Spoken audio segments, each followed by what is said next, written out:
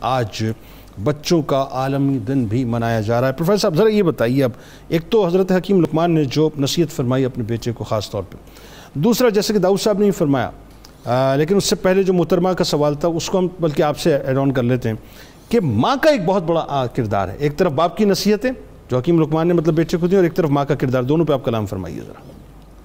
جنید صاحب، اس میں کوئی شک نہیں کہ قوموں کی بنیاد ماں کی گود سے ہی پڑتی ہے، اور ماؤں کے سامنے بھی جب تک کوئی مقصد حیات نہ ہو اس وقت تک وہ اپنی اولاد کو کیا بتائیں گے؟ بالکل صحیح۔ ہم یہ بھول گئے کہ ہم خاک و خون کا ایک سمندر عبور کر کے ایک نظریے کے تحت وجود میں آئے ہیں۔ بالکل ایسا ہمارا مقصد قرآن و سنت کی بالادستی کے لیے اپنے آپ کو وقف کرنا تھا۔ آج جب ہمارے سامنے ایک وہ مقصد رکھ دیا گیا جو عام دنیا کے لالچی لوگوں کا ہے، تو ہم میں اور ان میں فرق کیسے رہے؟ بالکل ایسا۔ جب کوئی قوم عظیم مقاصد کو سامنے رکھ کر چلتی ہے تو وہ پھر اس مقصد کے حصول کے لیے اپنی اولاد کو، آنے والی نسلوں کو تیار کیا کرتی ہے۔ اللہ رب العزت نے قرآن کریم میں یہ فرما کر کہ المال والبنون زینت الحیات الدنیا والباقیات الصالحات خیر عند ربک ثوابا وخیر عملا، کہ مال اور اولاد یہ تمہارے لیے ایک آزمائش ہے۔ بالکل۔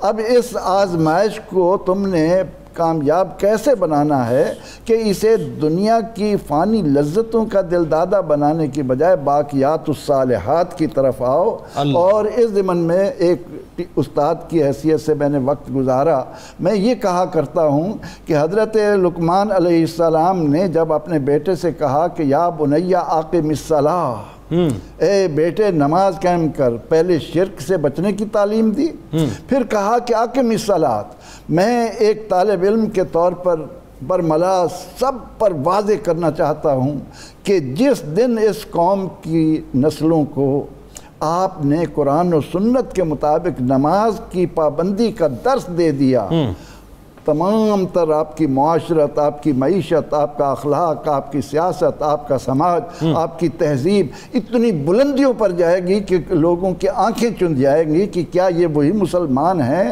جنہوں نے ایک نظریے کے طور پر اتنی جد و جہد کر کے یہ ملک لیا تھا۔ تو سیدنا حضرت لقمان نے اپنے بیٹے کو جہاں اور وصیتیں کی، اس میں اس بات کی طرف، اب دیکھیں پیغمبر رحمت صلی اللہ علیہ وسلم نے 7 سال کے بچے کے لیے حکم دے دیا کہ اسے اپنے ساتھ لے جاؤ، اسے نماز کا پابند بناؤ۔ تو حضرت لقمان نے بھی اپنے بیٹے سے کہا کہ یا بنیا اقم الصلاۃ، اور اس کے بعد پھر آپ نے کہ وقصد فی مشیک، اپنے چلنے میں اعتدال پیدا کرو، لا تمشی فی الارض مرحا، زمین پر اکڑ اکڑ کر چلنا، تکبر و غرور کو اپنے سامنے مت لا، کیونکہ تیرے تکبر آنا چال سے نہ تو زمین پھٹے گی نہ تو بلندیوں میں آسمانوں کو پہنچے گا۔ تو سیدنا حضرت لقمان کی تعلیمات کی روشنی میں اگر ہم ایک چارٹر بنا لیں اور والدین کے سامنے یہ بات ہو کہ ہم نے اپنی اولاد کو ان حدود میں لے کر اس انداز سے چلنا ہے کہ وہ صرف یہ نہیں کہ اچھے پاکستانی بنے بلکہ اچھے مسلمان بنے۔ سر اس میں ایک بات جو میں سوال آپ سے کرنا چاہ رہا ہوں سردست، وہ یہ بنیادی طور پر بات تو آپ کی انتہائی آئیڈیل ہے نا، اس میں تو کوئی دوسری رائے نہیں ہے۔ پرابلم کہاں پر ہے؟ پرابلم یہ ہے کہ جیسے وہ خاتون نے سوال کیا کہ آج مائیں ڈر رہی ہیں، یعنی آپ بچوں کو سمجھاتے ہیں، بچے جو ہیں مطلب ایگریسو ہو جاتے ہیں، بچے مثالیں دیتے ہیں اپنے کولیگز کی، اپنے دوستوں کی، اور ایگریشن کے اندر جو ہے پھر وہ غلط کاموں کی طرف نکل جاتے ہیں۔